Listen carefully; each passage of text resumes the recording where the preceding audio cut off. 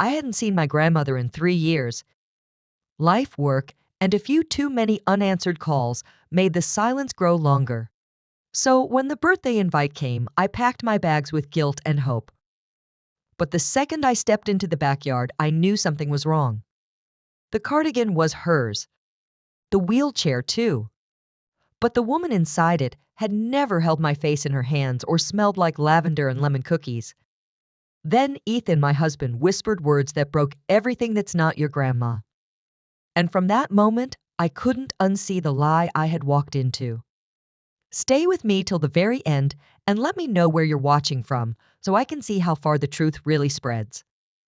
I had no idea my world would crack open that afternoon in Prescott. It was July, and the air was thick with dry heat and lavender. I hadn't been home in over 3 years. My husband Ethan was driving us through the old neighborhood, his hand resting loosely on the wheel. I was half listening to the radio and half rehearsing what I'd say when I saw my grandma again. It was her 91st birthday, and part of me felt guilty for staying away so long. The other part was just nervous. The house looked the same, but it didn't feel the same.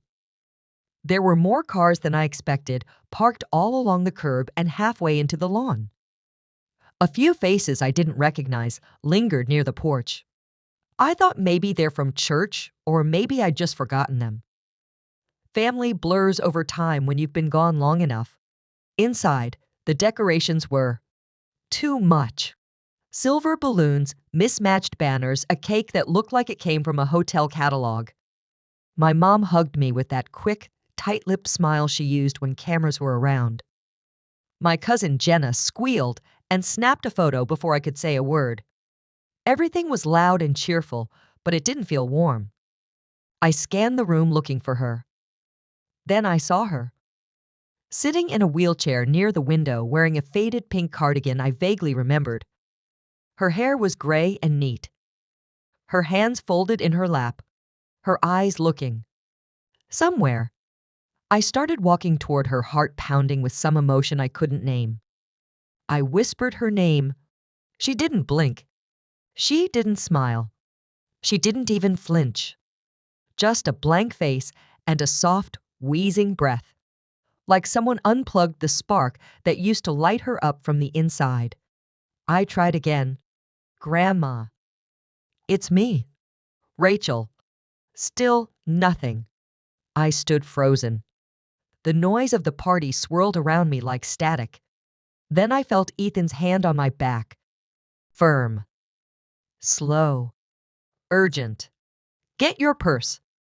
His voice wasn't loud, but it sliced through everything. We're leaving. I looked at him confused. He leaned in closer, his jaw tight, his breath hot against my ear. Something is very, very wrong. I almost laughed. It was that absurd. But something in his eyes kept me still. He wasn't joking. He wasn't guessing. He was sure. I opened my mouth to ask what he meant, but he was already moving. I followed him out like someone in a dream. As soon as we got in the car, he locked the doors. His hands gripped the steering wheel, knuckles white. That's not your grandma. He said it like he was stating a fact. Not a theory. Not a question. Just the truth.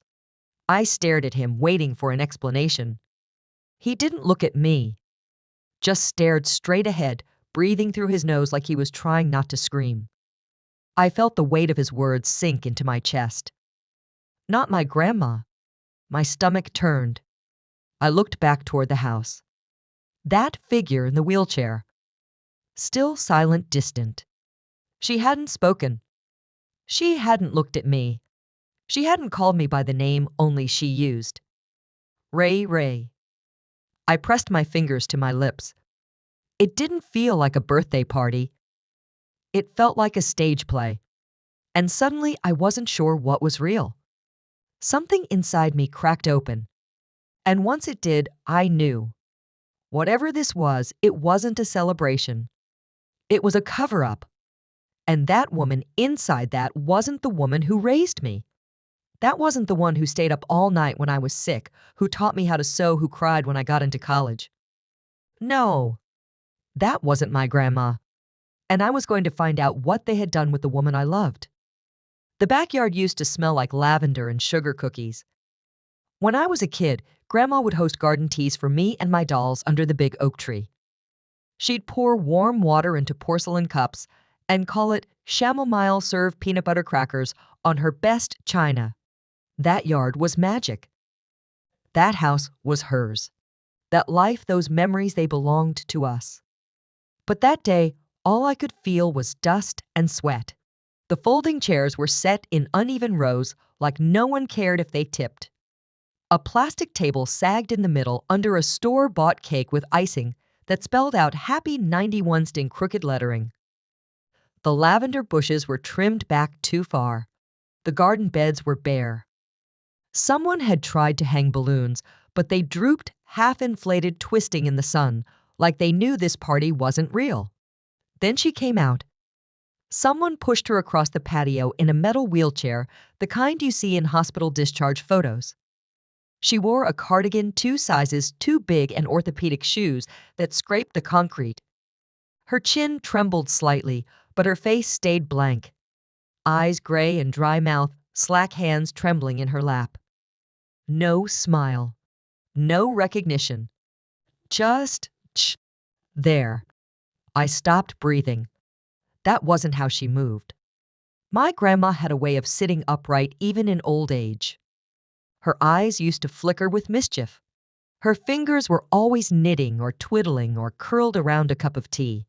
But this woman, this still distant version of her, she didn't flinch when I waved. She didn't blink when I whispered her name. Someone said it was the medication. Someone else blamed her age. But I wasn't buying it. People gathered around her, gushing over her like actors in a play. My aunt kissed her on the cheek without even making eye contact. My cousin bent down for a selfie, holding up a glass of rose and pouting like it was brunch. Every time someone said the word grandma, it sounded forced, like they were trying to convince themselves she was still in there. I kept waiting for her to say something. Anything. She didn't. I sat beside her for a moment, thinking maybe her silence was just fatigue. I reached for her hand. It was cold, dry, unresponsive. She didn't squeeze back. I whispered, "Grandma, it's me. Ray. Nothing. A breeze came through the trees, lifting the edge of her cardigan. I saw the age spots on her arms, the soft folds of her skin. But something was missing. A mark. A little birthmark shaped like a teardrop on her right wrist. Grandma used to call it her lucky spot. She said it was how angels held her when she was born. It wasn't there. I backed away slowly. Every laugh, every toast, every clink of glass in that yard sounded like a lie. This wasn't a celebration. It was a show, and the woman at the center of it wasn't the one I came home to see. She deserved better than this. She deserved more than cheap decorations and fake affection and people pretending to love her out of guilt or obligation. She deserved truth. She deserved dignity. But all I saw was a hollow garden full of strangers. And a woman I didn't know sitting where my grandma used to be. The house didn't smell like cinnamon rolls anymore. There used to be a warmth that hit me the second I stepped through the door. The scent of lemon polish on old wood. The way Grandma always had music playing low in the background, like the house itself was humming. But now it smelled like vanilla air freshener and something sterile. The walls were repainted. The family photos rearranged. Even the couch had been replaced with something sleek and modern that looked like it belonged in a real estate and not a family home. I stood in the entryway longer than I should have, waiting for someone to say welcome home. They didn't. My mom brushed past me to refill a bowl of mixed nuts. My Aunt Elaine waved me off with a distracted smile while helping Jenna pick an Instagram filter for a photo. It was like I wasn't even there. Like I was a guest they didn't expect but didn't want to be rude to. The kind of politeness you give strangers, not blood. I tried to make small talk, Mention New York, my job, the weather. But every sentence felt like a wall I was building between us. I could feel it. The way they exchanged glances when I spoke. How they called each other inside jokes I no longer understood. At one point, Jenna said, "You always come back different."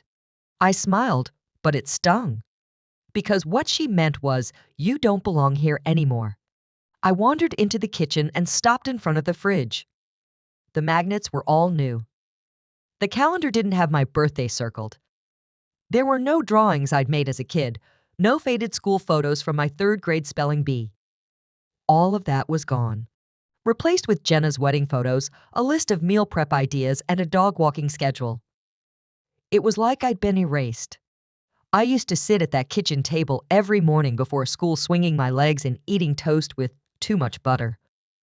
Grandma would press a paper napkin into my hand and kiss the top of my head. Now the table was set with curated linens and a vase of plastic tulips. No one sat there. It was just for show. I walked through the hallway and saw that the guest room, my old bedroom, had been turned into an office. The pink wallpaper was gone. My bookshelf replaced with a sleek printer and a filing cabinet. Not a single trace of me left behind. Not even a photo. I tried not to cry. They didn't kick me out. They just moved on without me. And somewhere along the way, I stopped being part of whatever this family had become. Maybe it was when I left for college and stayed gone too long. Maybe it was when I didn't call enough or missed one too many Christmases. Maybe it was just easier for them when I wasn't around. I kept walking through the house like a tourist in a museum of someone else's memories. I was standing in the place that raised me, but it didn't feel like mine anymore. Not the rooms, not the people, not the laughter echoing from the backyard. They weren't my family anymore. And maybe they hadn't been for a long, long time. We sat in the car with the engine running and the AC humming, but the air still felt thick. Ethan stared straight ahead, eyes fixed on the woman in the wheelchair across the yard. I wanted to speak to ask again what he meant, but I couldn't move my tongue. My fingers clenched the fabric of my dress, trying to convince myself this was nothing more than stress. Travel family memories. That had to be it. But the way Ethan was watching her, it wasn't just nerves. He leaned forward slightly, narrowing his eyes like he was solving a puzzle. "Look at her ears." His voice was low, almost a breath. I followed his gaze. I never really noticed Grandma's ears before, but I remembered them now.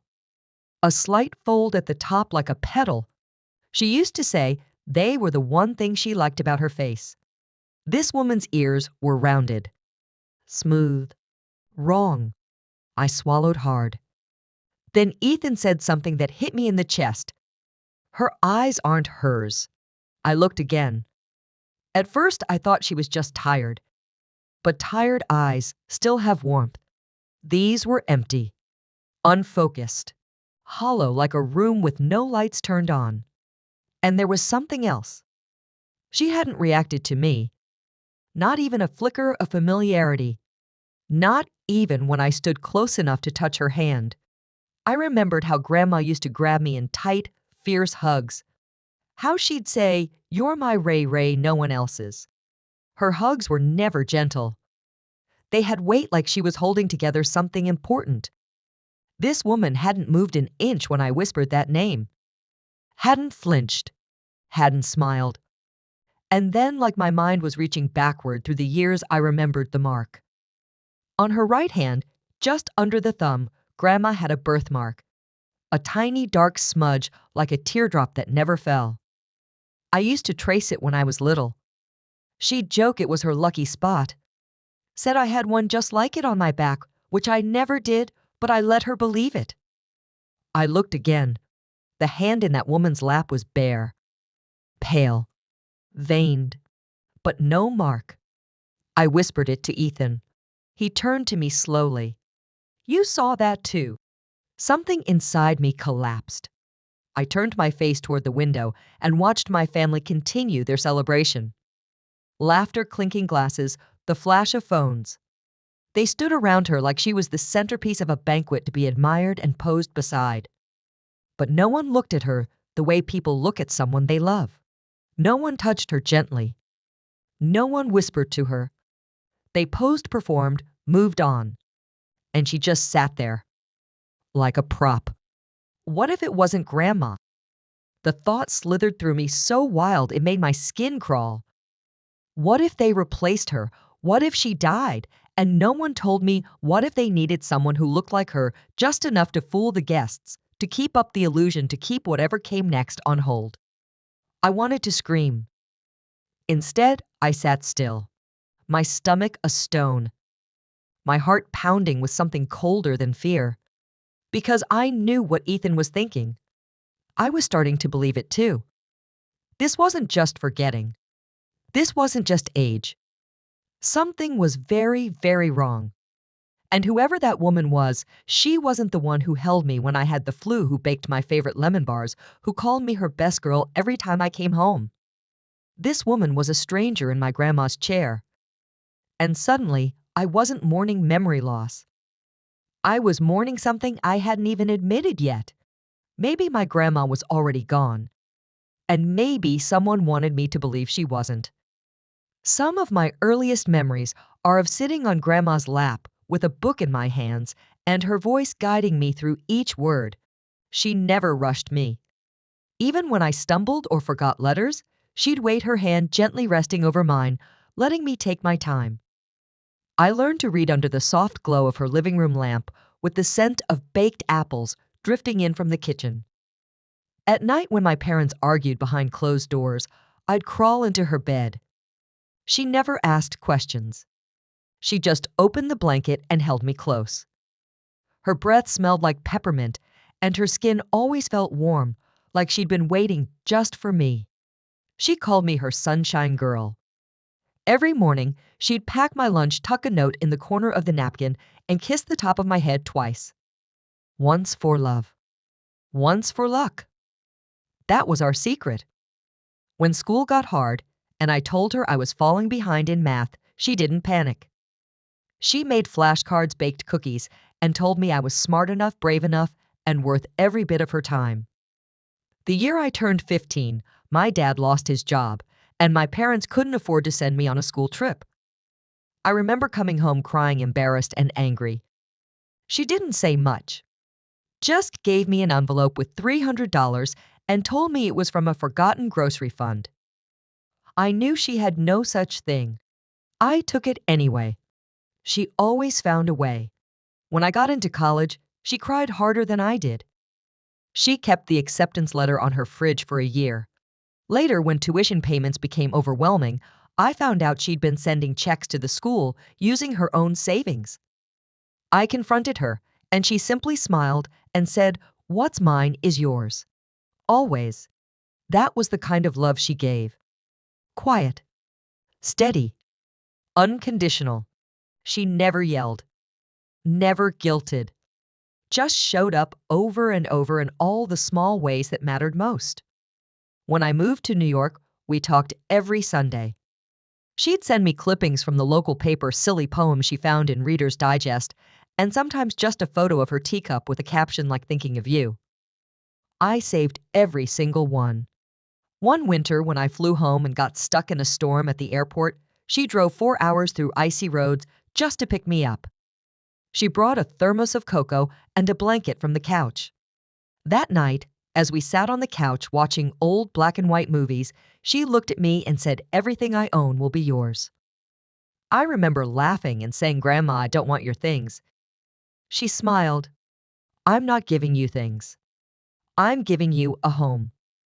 That stuck with me, because more than anyone in my life, she made me feel safe. She wasn't just my grandma. She was the person who raised me when my parents couldn't.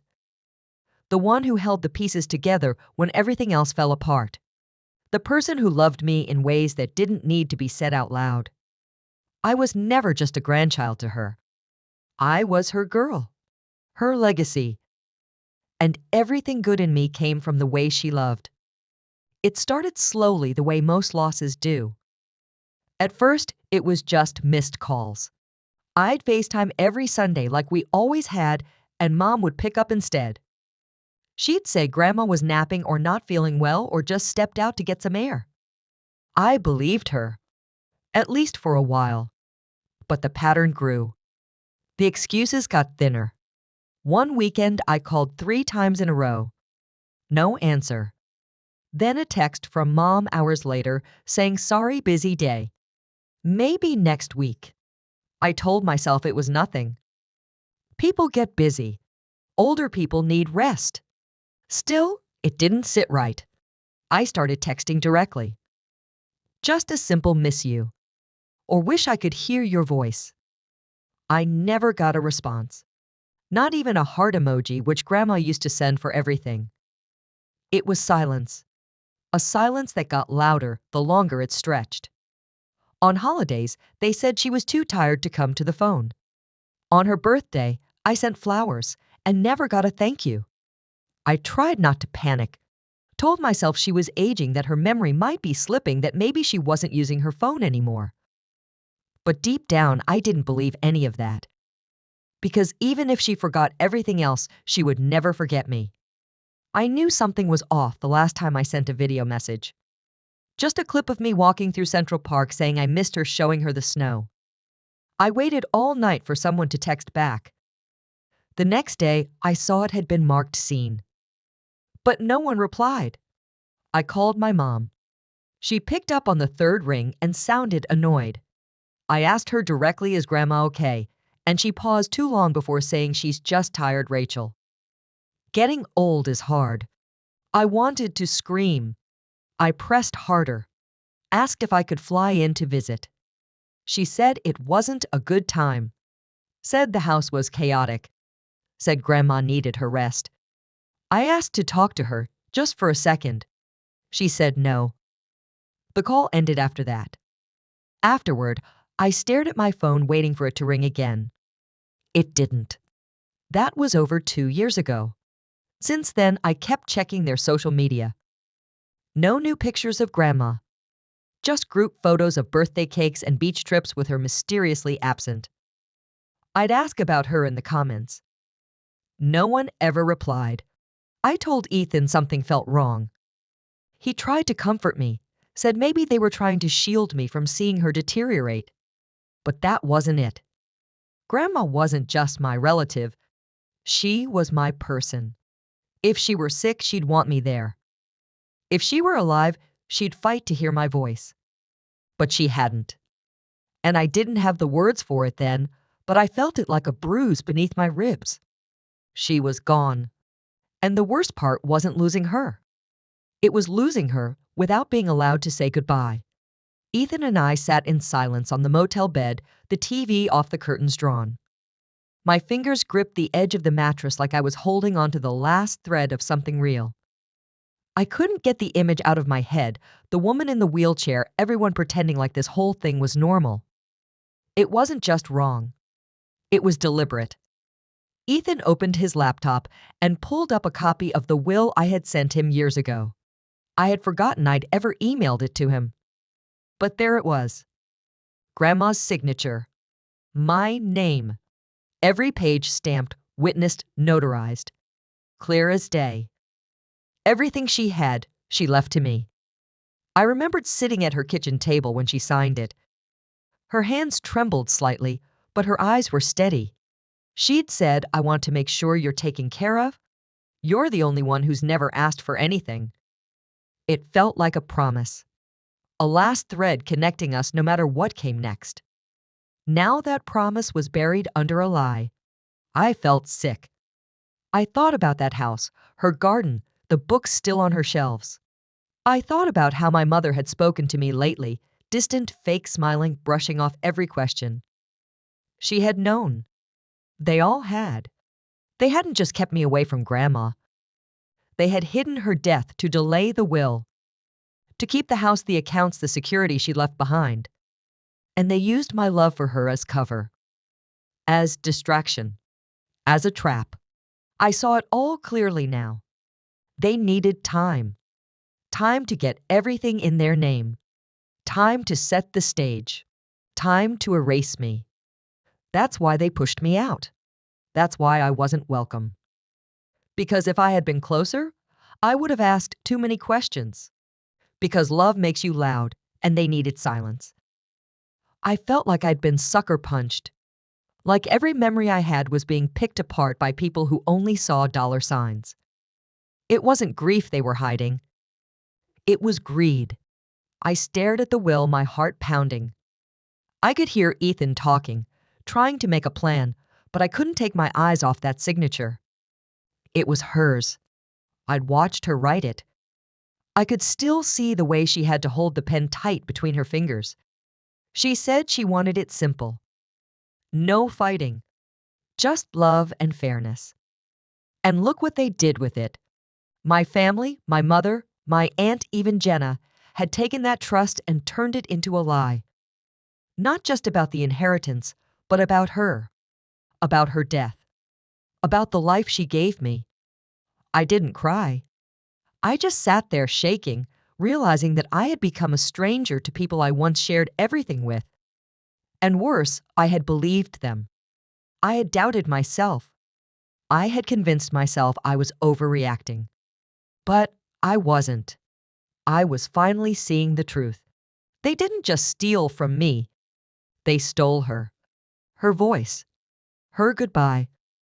Her final years. They buried it all under polite smiles and fake birthday cakes and lies so thick I nearly drowned in them. Now I knew. And now I was done playing nice. It took me 3 days of digging through county records, hospice transfers, and cemetery databases. The final lead was a small name, Greenwood Rest, just a 20-minute drive from town, hidden between old train tracks and a crumbling elementary school. I pulled up just before sunset, the sky melting into soft purples, and walked through rows of graves with names carved in love.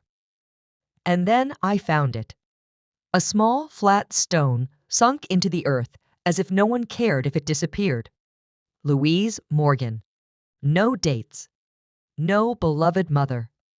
No cherished grandmother. Just a name, and barely that. There were no flowers. No trinkets.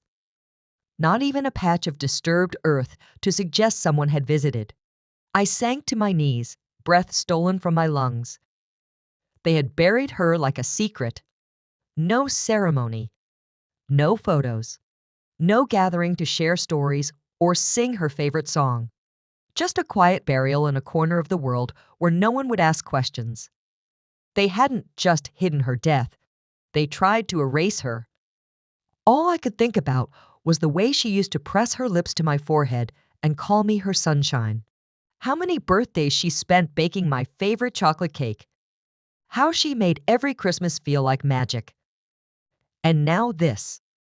A grave so anonymous it may as well have belonged to no one. I wanted to scream. But nothing came out. Tears ran down my face and I didn't wipe them away. I let them fall. Let them soak the edge of the stone because no one else had bothered to leave water here. Not in a vase. Not in remembrance. Not in grief. I rested my hand on the cold granite and whispered that I was sorry. Sorry I didn't get to hold her hand one last time. Sorry I couldn't fight for her sooner. Sorry I didn't know the people around us were capable of this kind of cruelty. I told her I loved her, that I never stopped, that I would make this right. The wind picked up and the trees swayed like they were listening. She didn't deserve to be buried like this. Not like someone shameful. Not like someone forgotten. They had stolen her final moments from me, robbed her of dignity, stripped me of closure, and for what a house, a bank account. I stayed there until the sky turned dark and the headstones around me disappeared into shadows. I sat with her in the quiet, in the heartbreak, in the place they thought I'd never find. But I did, and I would never let her be invisible again. The house looked smaller than I remembered. The lavender bushes were gone, replaced by gravel and a plastic lawn gnome. I stood at the gate, heart pounding, and felt like I was staring at a stranger in my grandmother's clothes. Mrs. Dupree, the neighbor who used to bring over banana bread, stepped outside. She squinted, then gave me a hesitant smile. When I asked if she had seen my grandmother lately, her face dropped. She told me she hadn't seen her since the spring of last year. That was over 18 months ago. I felt the ground shift beneath me. She mentioned moving trucks coming and going, a new cleaning service showing up every Tuesday, but never my grandmother. Not once. Just Carol, Elaine, and Jenna, keeping up appearances, shuffling out the past, quietly replacing it with something that belonged to them. I drove to the county records office with shaking hands. It didn't take long to find the file. The house was being listed under my mother's name. Pending sale. Document submitted 2 weeks ago. I stared at the screen, waiting for it to change, to correct itself, to show my name. But it didn't. They were selling it. Her home. My home. The place where I grew up tracing cookie cutters on the counter and reading books by the fireplace. The house where she rocked me to sleep and promised I'd always have a place in this world. It felt like a theft, not just of bricks and walls, but of identity, of memory, of the one thing she had promised me. She said it clearly. I remember her words even now. This house is for Rachel and only Rachel. I heard it in her voice. I saw it in the way she kept my drawings pinned to the fridge, even when they faded. That house was never a possession. It was a piece of her, a part of everything she stood for, and they were tossing it away like junk mail. I felt heat crawl up my neck. My throat burned with rage. It wasn't just about property anymore. It was about dignity, about love, about a woman who gave her life to me being erased by people who didn't deserve her. I clenched the steering wheel so tightly my fingers ached. They thought I wouldn't come back, that I'd be too far, too late, too afraid. But I was here now. I had found her grave. I had seen the lies. I had the will. And I had nothing left to lose. They may have hidden her death, but I was going to make sure her truth lived on. And I was going to start by taking back what was already mine. The office hadn't changed. Same oak desk, same smell of paper and lemon polish. Mr. Whitmore, my grandmother's attorney, looked up from behind thick glasses and blinked when he saw me. He hadn't heard from anyone since her passing. No funeral, no requests, just silence. I asked him to check the will. He opened a drawer, shuffled through a few manila folders, and pulled it out. Her handwriting was still there, neat and deliberate. Every page was signed, witnessed, and dated. It was all legal. And it was all mine. The house, her savings, everything she ever wanted me to have. She hadn't changed her mind. They had just chosen to ignore it. I sat there gripping the folder like it was her hand. Mr. Whitmore nodded solemnly and said we had a case. A strong one. Fraud, concealment of death, illegal transfer of property. My hands shook, not from fear, but from the surge of justice. For once, the truth wasn't just a whisper in my chest. It had proof. It had power. I filed the lawsuit within the week. My family didn't respond right away. Then came the calls, the messages, accusations of betrayal, pleas for understanding. I didn't answer any of them. Not because I was cruel, but because I had already listened for too long. I had listened while they lied, while they covered her grave, while they called that stranger my grandmother. We went to court. The proceedings dragged for months. I sat in the courtroom every day watching their faces grow thinner, their excuses weaker.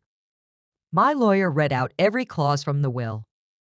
They had forged documents, delayed filings, hidden her body for over a year.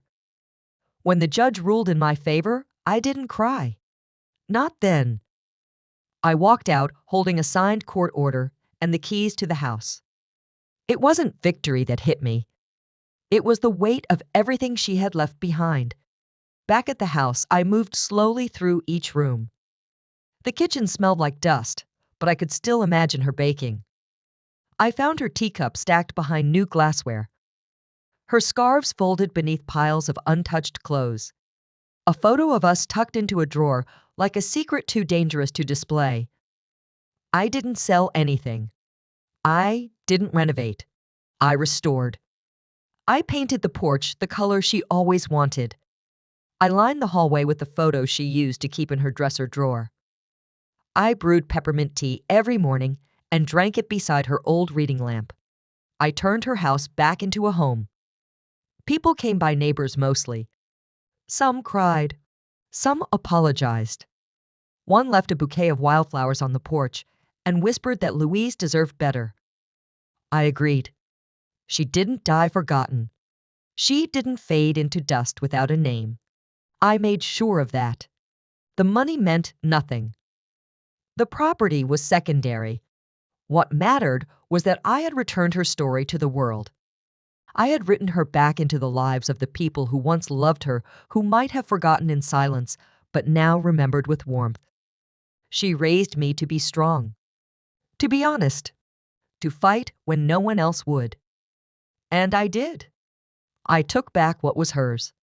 And in doing that, I finally found my way home. The group chat has been silent for months.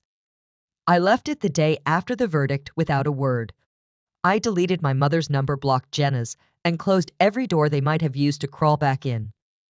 They stopped being my family the day they decided to erase her. Now I live in her house. Not because I wanted to keep what was mine, but because this is where she still breathes.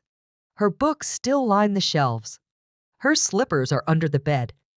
In the mornings, I open the same kitchen window she always did and let in the Arizona light. It touches the photo of her on the table. Next to it is a mug of peppermint tea and a copy of the will. That's how I start every day. Quietly, clearly, with truth. The house doesn't feel haunted. It feels alive. Like every corner holds her hum, her whisper, her scent. Sometimes I still expect to hear her call my name from the garden. And in a strange way, I do. I keep the porch light on at night. Not because I expect visitors, but because she never liked the dark. I walk past the old rocking chair, and I can almost feel the way it used to move when she read to me when I was small and scared and believed she could fix anything. She couldn't stop them from lying. She couldn't shield me from their betrayal. But she left me something stronger than protection. She left me the truth. And I held on to it. I didn't just get the house back. I got her back. Not in flesh, but in the moments. In the silence between my steps. In the smell of lavender she used to hang in the laundry room. I hear her when the wind slips through the screen door. I feel her when I run my fingers along the railing she painted blue. She didn't disappear. She never did. They did? They vanished the moment they turned their backs on love, on memory, on her. I don't miss them. Some nights I light a single candle and sit with my tea. I talk to her like I used to.